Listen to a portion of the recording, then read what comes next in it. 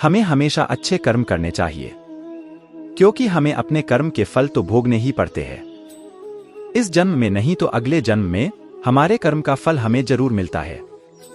ये कहानी पूर्व जन्म के कर्म के फल शॉर्ट इंस्पिरेशनल स्टोरी इन भी उसी के बारे में है। एक पति पत्नी जंगल से नगर की तरफ जा रहे थे। चलते चलते उन्होंने एक पेड़ के नीचे विश्राम करने का सोचा। दोनों एक पेड़ के नीचे विश्राम करने के लिए बैठ जाते हैं। वहां एक योद्धा भी विश्राम करने के लिए पेड़ के नीचे बैठ जाता है। पत्नी उस योद्धा से कहती है कि क्या आप मुझे कुछ क्षण के लिए अपनी तलवार देखने का मौका दोगे? योद्धा तलवार देखने के लिए उस औरत को दे देता है। औरत तलवार पकड़ते ही अपने पति का गला काट देती है और नगर की तरफ भागती है।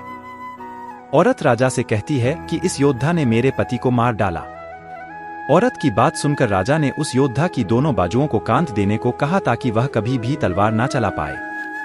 योद्धा की दोनों बाजुओं को कटवाकर उसे छोड़ दिया गया। योद्धा उस पीड़ा और अपमान से इतना दुखी हो जाता है कि वो आत्महत्या करने की सोचता है। वो आत्महत्या करने ही जाता है कि रास्ते में उसे एक साधु मिलते हैं। साधु योद्धा को ऐसे देखकर पूछते हैं कि बेटा तुम क्यों ये कदम उठा रहे हो? योद्धा ने साधु को पूरी बात बताई। साधु योद्धा को उसके पूर्व जन्म की कहानी सुनाते हैं। साधु बताते हैं कि पूर्व जन्म में ये औरत एक गाय थी, उसका पति कसाई था और तुम एक पहलवान थे।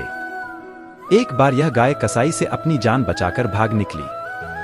कसाई ने शोर मचा दिया कि कोई उस गाय को पकड़ो, वह भाग गई है। कोई भी उस गाय को पकड़ने के लिए आगे नहीं आया, क्योंकि सब जानते थे कि ये कसाई गाय को पकड़कर मार देगा। पर तुम अपनी शक्ति का प्रदर्शन करने के लिए आगे आए और अपनी बाजुओं से उस गाय के सींग पकड़कर उसे रोक दिया। इस तरह से तुमने गाय को रोककर उसे कसाई के हवाले कर दिया। कसाई ने उसे मार दिया।